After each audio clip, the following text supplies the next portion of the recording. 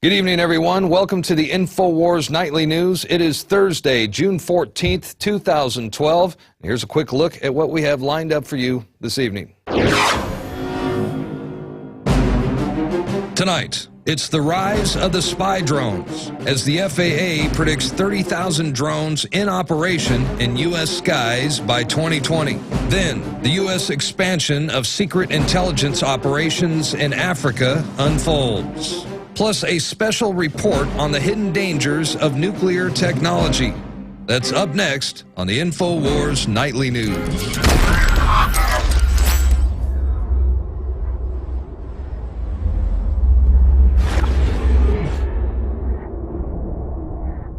All that and more coming up during the next 30 minutes or so, but first, let's jump right into our top headlines as we begin this evening with a report from the Washington Post.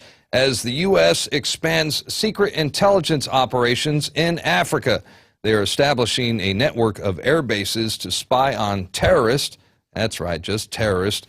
The operations have intensified in recent months as this is part of the growing shadow war against al-Qaeda affiliates, more like al-Qaeda affiliates and other militant groups. The surveillance is overseen by U.S. Special Operations Forces and private military contractors.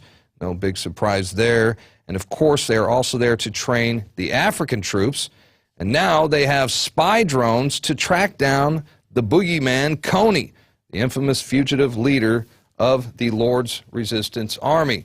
So the militarization of Africa under the Obama administration escalates and expands throughout the continent. No big surprise there. I guess we didn't see that one coming, right? Now, speaking of drones, a U.S. congressman is demanding justification for U.S. drone strikes. In fact, 26 congressmen sent a letter to Barack Obama demanding a legal justification for the drone strikes. This was led by Congressman Dennis Kucinich, who says that the drone strikes could significantly increase risk of killing innocent civilians and those with no relationship to a potential attack on the U.S. Well, no kidding. The U.S. always says that they only target militants, but we all know by reading reports that the majority of people who get killed in these drone strikes are indeed civilians. That includes men, women, and children. Well, the move toward a cashless society has taken root in India, as smart cards have been introduced by none other than the World Bank. This to replace their cash system and help workers save money. The project has been going on since 2008. It requires fingerprint scans of all 10 fingers. This could very well be the prototype for the total cashless control grid that the globalists have been planning worldwide. And as you know, a couple weeks ago back in Chantilly, Virginia at the Bilderberg meeting, there was a couple that were paired up there. One was the head of the European Union's Digital Agenda Administrator is her title. That's Neelie Kroes. She was paired up with General Keith Alexander, and he's the head of the NSA and U.S. Cybercom. Together, they are developing ways to establish a mandatory electronic ID system, and this of course, this is in the name of internet security and safe commerce. So we have smart cards in India, no cash required, and soon in the U.S. and Europe, we have this mandatory electronic ID system, and this is their way to slowly implement the total cashless society control grid here. And it's also one step closer to, well, I'll just go ahead and say it, it's one step closer to the Mark of the Beast system. Now, we have an Infowars exclusive report uncovering the nuclear secrets of Austin, Texas, as dangerous experimentations in the continuity of government threatens our very way of life. We have been compelled to create a permanent armaments industry of vast proportions. We must guard against the acquisition of unwarranted influence, whether sought or unsought, by the military-industrial complex. From before the days of President Dwight D. Eisenhower, the military-industrial complex has dominated research at universities across the United States. We must also be alert to the equal and opposite danger that public policy could itself become the captive of a scientific technological elite in laboratories and testing fields. The Free University has experienced a revolution in the conduct of research. There have been many disasters. In California in 1959, a large sodium reactor melted down, and many estimates show that it was over 70 times bigger than 3 Mile Island and similar in effect to Chernobyl. But Americans weren't told about it for decades later. The reactor problem in July of 1959 involved partial core meltdown was not publicly acknowledged until decades later. That's why it's important to look at all the secret and covert infrastructure across the United States, including Austin, Texas, the site of 3 different covert nuclear reactors, and reports of huge caches of radioactive waste being hidden in the community of Austin, Texas. This is similar to large stockpiles that have been found in California and other states. No one wants the waste in their community, so government and universities tend to hide it. Alex Jones here with a breaking first report on the underground infrastructure that literally infest Austin, Texas, and surrounding areas. Bioweapons, rail guns, secret cyclotron facilities exploding just a few days ago, and big underground nuclear plants, research facilities, some of the biggest research facilities in the country, right here in Austin, and almost no newspaper articles about it. The articles we found online by the Statesman and others have been removed. Wikipedia has had the record of it expunged. But my father, when he was going to the University of Texas in the late 60s and was in departments that had access to the downtown reactor, saw it himself, worked on it as part of his physics class.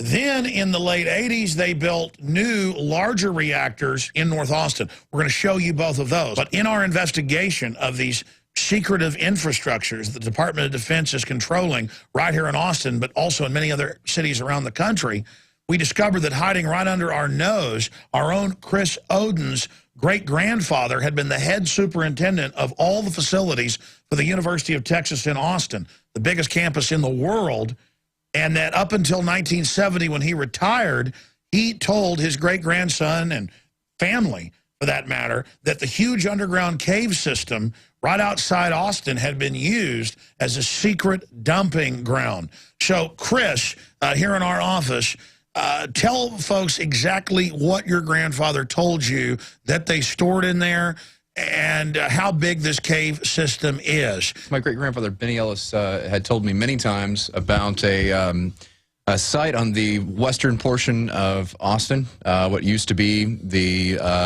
outside of the city limits, right off of Redbud Trail. I'd say just a couple of 100 yards south of where the dam is at the beginning of the Old Town Lake, Lady Bird Lake, whatever they call it. And he told me for many years they had dumped barrels of chemical waste, heavy chests and containers of metal waste that he knew to be radioactive. He described them as containers with biohazard labels, radioactive labels.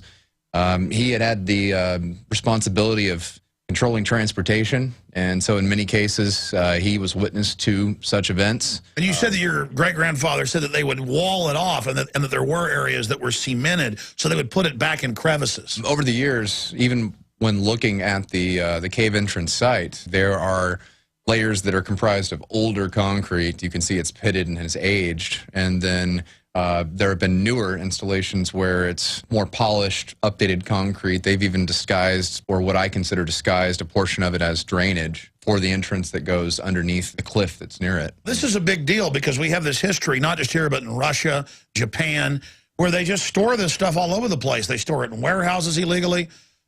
Repeat what you told me on the radio earlier today about the fact that they started moving it out to Redbud because it had been in East Austin. Yes, according to him, for many years they had been attempting to store wastes of many kind, dumping wastes of many kind, as well as simply storing heavy equipment used by the university out where what is today Dishfalk Field. It's a large baseball diamond. That part of Austin was East Austin, typically known for having a higher minority population. There was a lot of blowback from the community, and they, in turn, began to store it underground in those lesser-known facilities. Hey, this is stored in the richest part of Austin now. It was not at that time. It was city limits. There was very little development. It was country. It was at that time. No, I've got friends that live out there, and there's old fishing shacks and things from the 30s and 40s, and that's all that was out there. Right. I mean, that was the countryside. Exactly. Now, before we get into the full report, that's just part one, because this just started developing yesterday, what's your overall view, and did your great-grandfather, who was the head of superintendent of facilities at UT for all those years, did you ever talk about the reactor underneath the presidential library? He did describe what many had said was underneath the Robert Lee Memorial Building. He said that there was more activity going on under the ground than above the ground. The campus was enormous, and the tunnels were vast. They were able to do things like transfer library books from one building to another underground when weather wouldn't permit.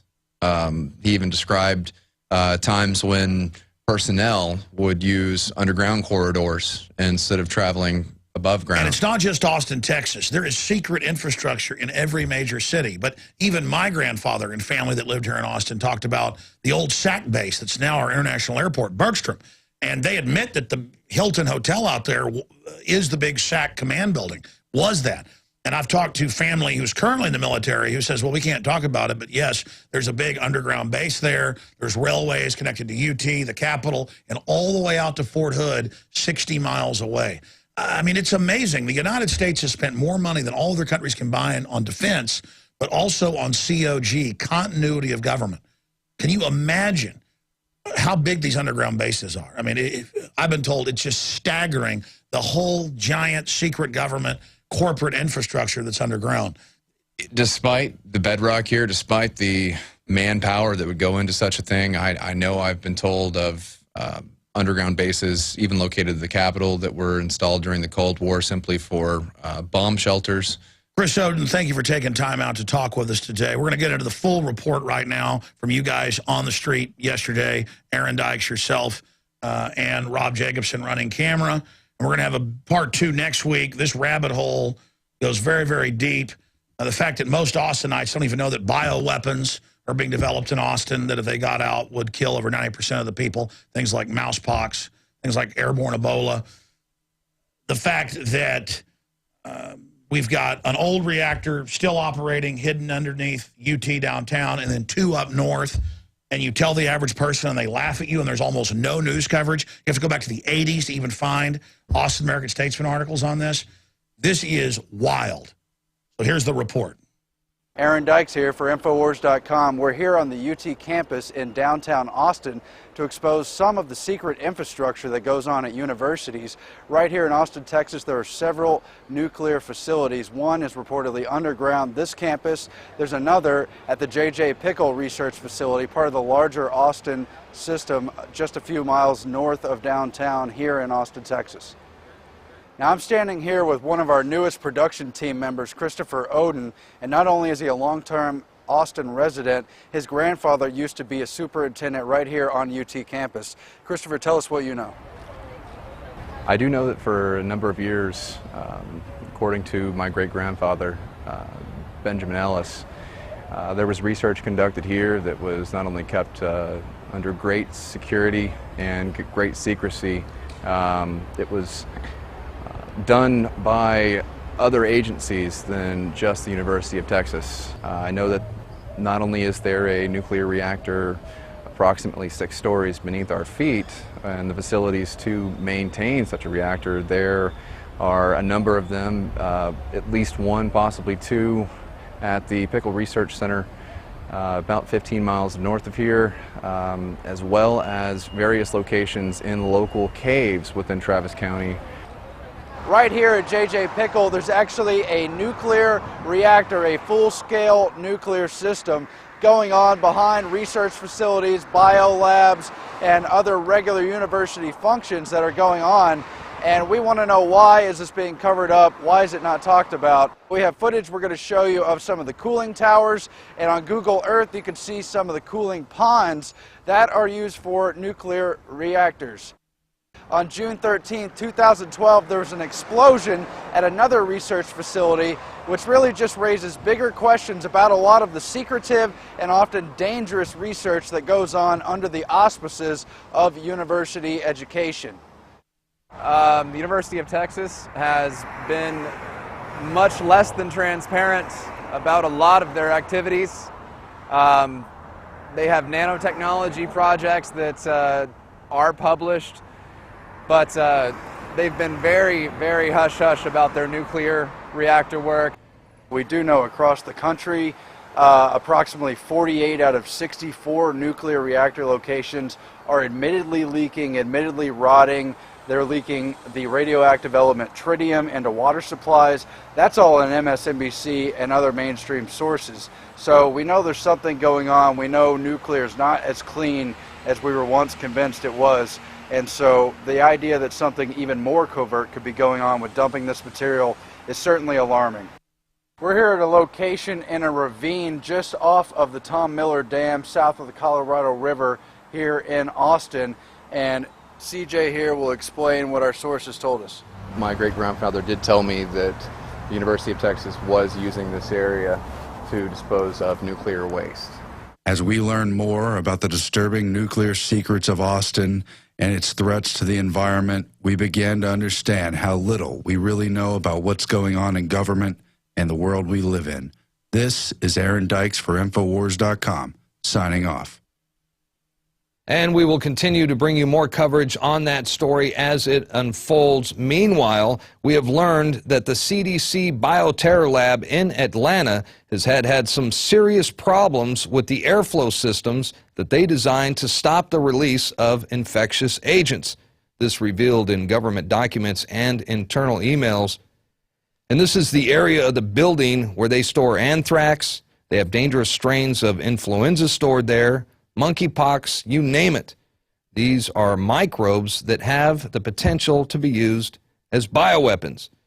And if any of these microbes were to get released on accident, let's say through one of those faulty ventilation systems, then there is seriously a potential for a global pandemic.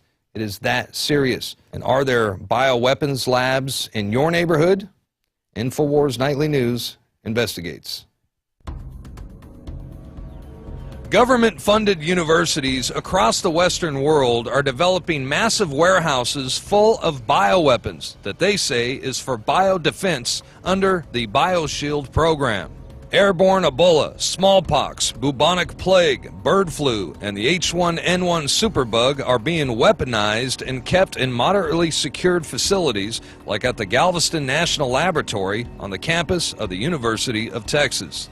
Now, this may be one of the biggest threats we now face, as the risk of a deadly virus escaping one of these laboratories and starting a global pandemic, well, it is a clear and present danger.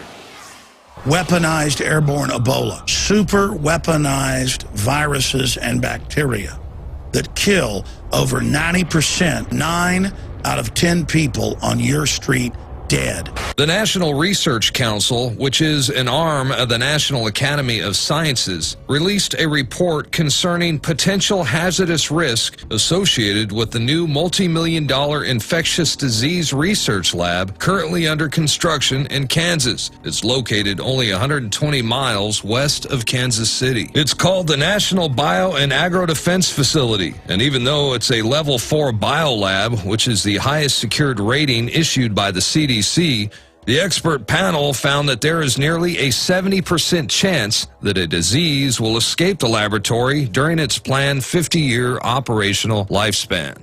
And it went on to say that the U.S. Department of Homeland Security has not adequately gauged the potential risk of a dangerous airborne pathogen escaping the compound. There are what they call bioweapons that are in unsecured, well, moderately secured environments, like in Galveston, Texas, and the CDC even went to one of these facilities in Kansas, and they're not nearly as safe as they would hope. And they even said, the CDC even said the one in Kansas has a 70% chance of some dangerous virus getting released. I mean, what are the bylaws in keeping them safe? I don't think there's anything even designated to making sure that they're safe. It's it's that gray area of the world that nobody really thinks about, but is. Yes. Like, so you think it's a clear and present danger that we should try to prepare for, or something like that? I think everybody should always be prepared for anything. You know, it's like hope for the best, prepare for the worst. Can you imagine the awakening that's going to happen if they release those bioweapons? After we've warned people so much, God Almighty, I hope the next phases of what we've broken down don't happen. God Almighty, I hope they don't. But I know one thing, I'm sure selfish. I've sure gotten my family ready. Do you think it's wise for people that collect food and they have stockpiles of food and stuff like that just in case of emergency and have a place to go just in case something like this were to happen? I don't have anything stockpiled. I'm all about having weapons. I'm all about getting as much ammunition as you can getting it, because everybody's going to get crazy. They're going to want to get their hands on whatever sources are available: food, water, natural resources, anything to keep the normalcy of life continuing. That's why I'm out here on the streets. I want to learn some street smarts, and if it goes down, then I want to be able to find your way around. Yeah. Now let me tell you something. Once something like that goes down, the people in the high-rise apartments and stuff, they're not going to know what to do. It's the people with street smarts are going to They won't be able to survive. Just making sure that you have the resources that you need, because when the world gets chaotic, everybody loses their minds. Let me put this in layman terms. A level 4 bioweapons lab should be 3 floors under the ground, barbed wire fences, minefields, and machine guns, and a system that if the super germs get out, they pull a lever, alarms go off, and the whole place goes up in flames. But instead, the global elite are storing it in level 2 facilities like the University of Texas at Galveston, behind a glass door with a swipe card, right there in Petri dishes. And they're doing this so that when they release it to massively reduce population, they can claim it was an accident. All right, we're going to take a quick break, and when we come back, we will be joined by Rosalind Peterson of the Agriculture Defense Coalition, and we're going to talk about the total invasion of unmanned drones over U.S. airspace. It's the rise of the spy drones. Up next on the Infowars Nightly News. And we are back. Thank you for joining us. This is the Infowars Nightly News. I'm Darrin McBreen, and you know, if the feds in the military-industrial complex and the police agencies across the country get their way, and it looks like they're going to, unmanned drones are going to be flying en masse over every region of the United States. In fact, Congress recently passed legislation that's basically paving the way for what the FAA predicts will be somewhere in the range of 30,000 drones in operation over U.S. skies by the year 2020. You could bet your lucky stars that once the Pentagon gets a hold of these drones, they will use these drones to monitor the activities of the American people. And that brings us to our guest. Rosalind Peterson joins us now from the Agriculture Defense Coalition, and that is a watchdog group that monitors uncontrolled experimental weather modification programs, geoengineering, and now the increasing activity of unmanned drones over U.S. airspace. And Rosalind, it's good to have you back with us today. How you doing? I'm doing fine, and it's an honor to be here with you today. Well, these drones are everywhere. They're, private corporations have them, the military, police, Homeland Security. Should we be concerned? Oh, yes, definitely. We should be concerned about the drones and the proliferation because of the number, the scope, the size of the drones, from very large to very, very small handheld drones. And also the reason that we should be concerned is because the FAA is beginning to start to approve drone testing ranges. They're beginning to approve all kinds of people having drones within the United States, and that the air traffic controllers won't be able to see all of them. They won't be able to keep track of them, and they're going to become a danger for commercial airlines. They're going to become a danger for small planes that people have because they won't be able to see the drones, and a lot of times there won't be a way to avoid when there's accidents, and we're already seeing that right now. Well, that's right. We just saw just a couple days ago the global Spyhawk crashed out there in Maryland, and that was a $176 million aircraft. A couple months ago, there was a drone near Houston, actually crashed in the back of a SWAT team truck, and it crashed and burned then. And we even heard about a spy drone that came close to causing a mid-air collision with a jet over Denver, Colorado. So these things are dangerous. Oh, I think they're clearly dangerous, and also they're going to take money away from law enforcement because you're going to, instead of having people to help when there's crime being committed, they're going to tell you, well, no, I'm sorry, we can't send anybody, but we'll send a drone to circle around overhead while you're being robbed in your home. So this is another issue, and all of the surveillance that's going to happen, because you're talking about Homeland Security with drones, the FBI is going to have more drones, you're talking about all the government agencies, the U.S. Air Force, the U.S. Navy, the U.S. Army are all engaged in having drone ranges approved or expanded in not only Colorado and New Mexico, but also in Oregon. Well, that's right. They're everywhere. And we also have some alarming news here that the U.S. is now developing plans to make nuclear drones. They want to increase the flying times from hours. Now they'll be able to stay up there for months. And, you know, of course, they'll have more power for their weapon systems as well. But now they have blueprints for new drones developed by the Sandia National Laboratories, defense contractor Northrop Grumman. And these will be nuclear drones. Tell us what you know about these. Well, this is something that the U.S. government is now starting to promote, is having these nuclear-powered drones. And the problem is that the military is already putting bombs on these drones. They're putting all kinds of missiles, different things that weapons.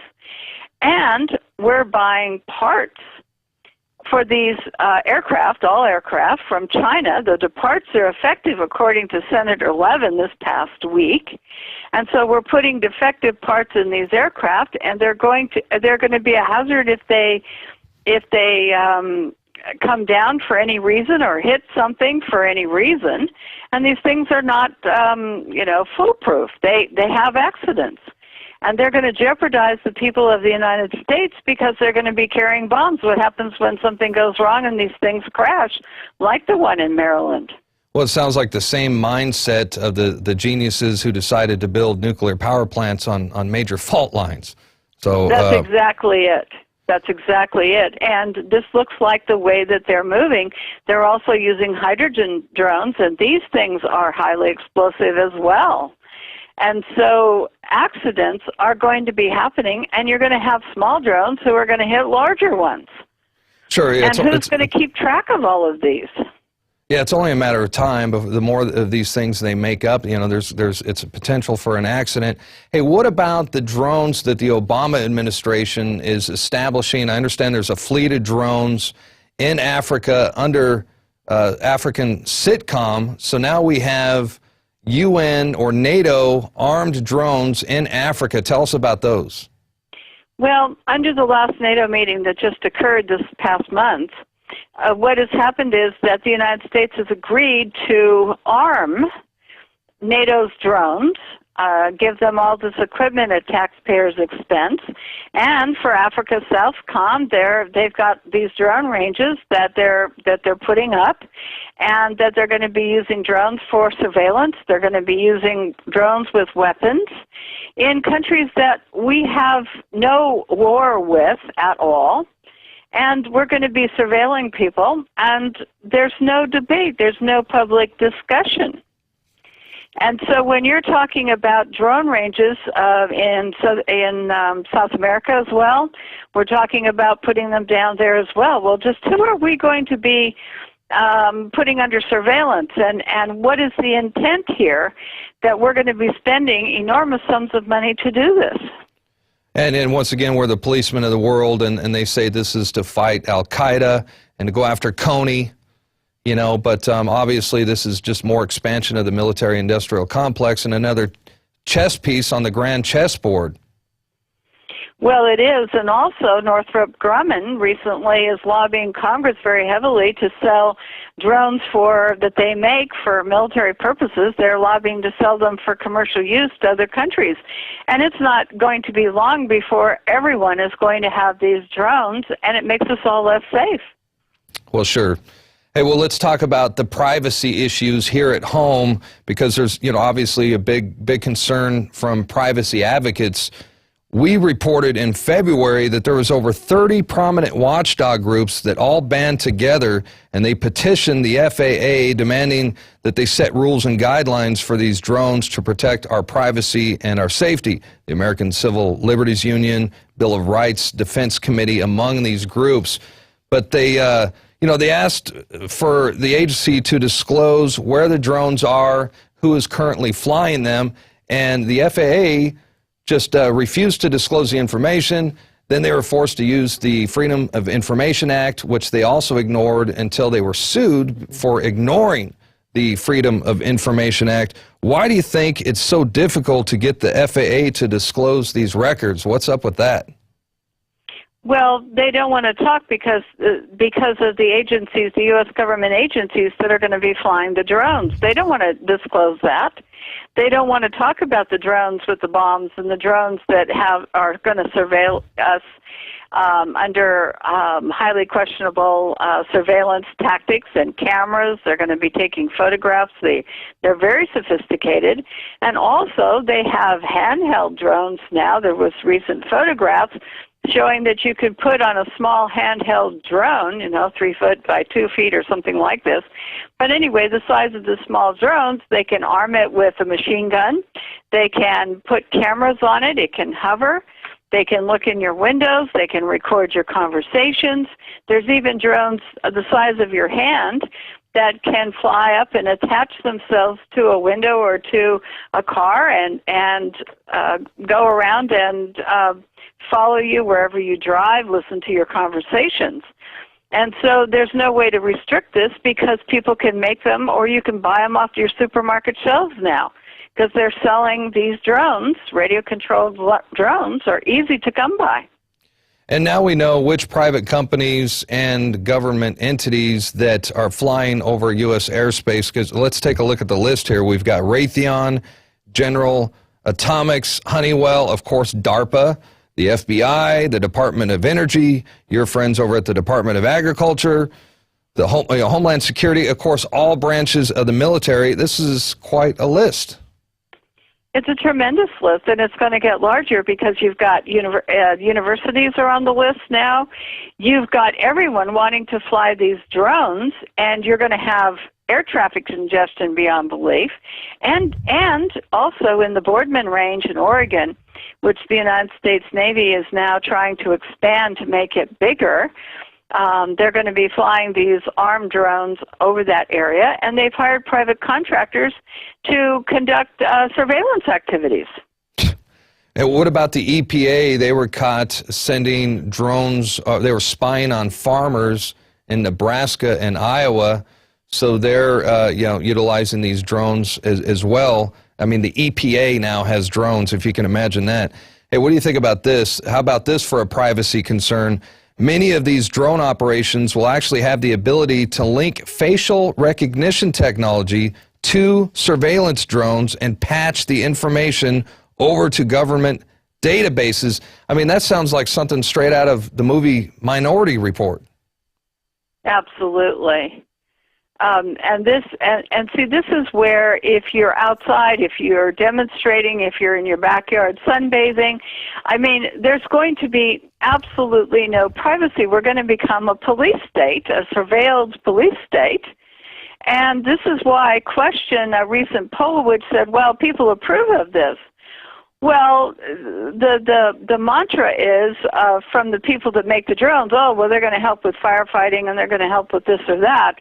But I don't think that that's the real intent of the drone. I think that that's a cover for the real intent is to make us into a surveillance state, a police state. Well, absolutely, and the drone industry is forced to launch a massive propaganda campaign because, you know, Americans, we're now being bombarded with these slick and positive images of the technology. But I've even got a quote here from Michael Toscano. He's the president of the Unmanned Vehicle Systems International. He told Salon magazine that because there is a growing perception that drones are a threat to privacy and safety, that they plan on responding by repeating good words. This is his quote: "You have to keep repeating good words." He added that the word drones is going to be replaced with the term remotely piloted vehicles. Now, that sounds harmless. Or unmanned vehicles is what they've been using. Yeah. Yes, but they don't tell you, they aren't going to tell you who's doing this and why they're up there and what they're doing. And with the state of cameras, with the state of our ability to see what's going on the ground, follow people around, GPS. I mean, this is the door to a police state. I really believe, personally. Yeah, I couldn't agree with you more. Well, in closing, because we're running out of time, we only have a short amount of time here tonight. In closing, what kind of warning to other people? What are we doing to tell people about these drones, that they may not be for our protection? How do we get the word out to everyone that this could very well be the establishment of a police state right here in the United States?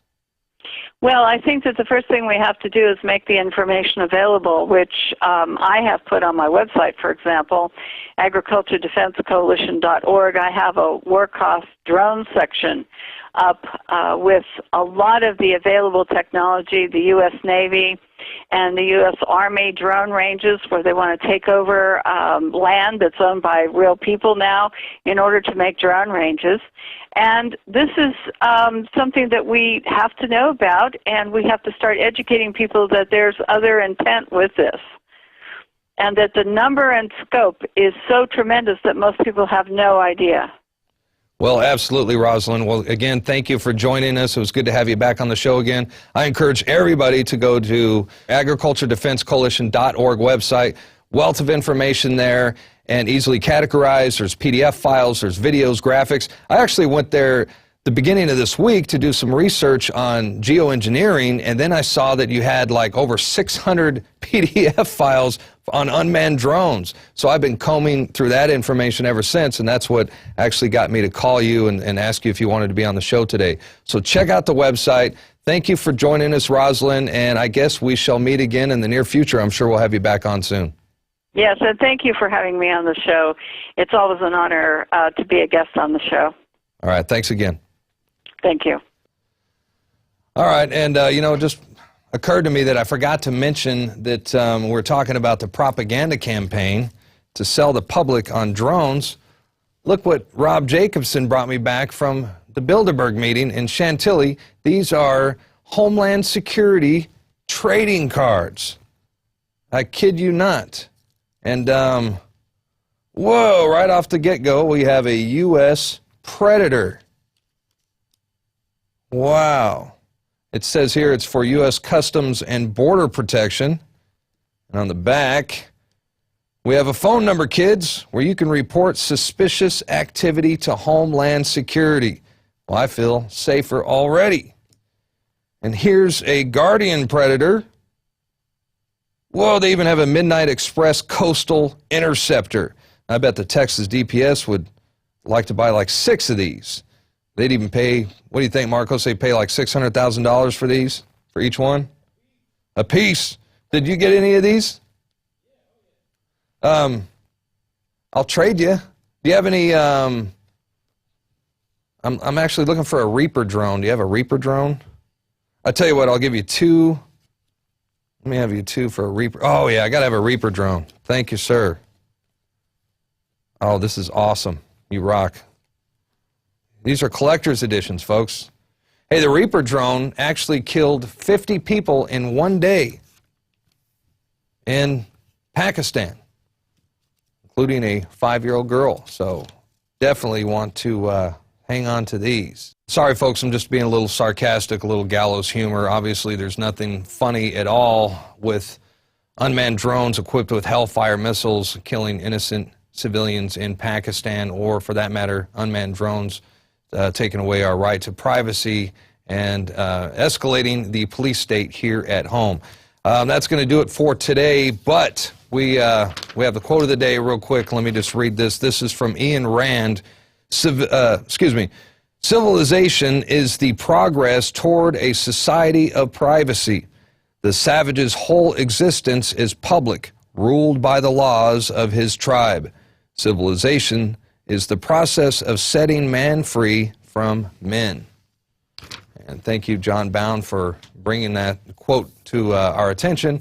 Hey, before we go, if we could do the document cam one more time. This was sent to me by a friend of mine who knew we were going to be covering drones. Here's a little tiny helicopter, and here's one. It's a little bird. These are all being developed right now. In fact, I saw one today.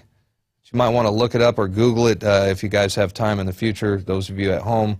It's a drone the size of a mosquito.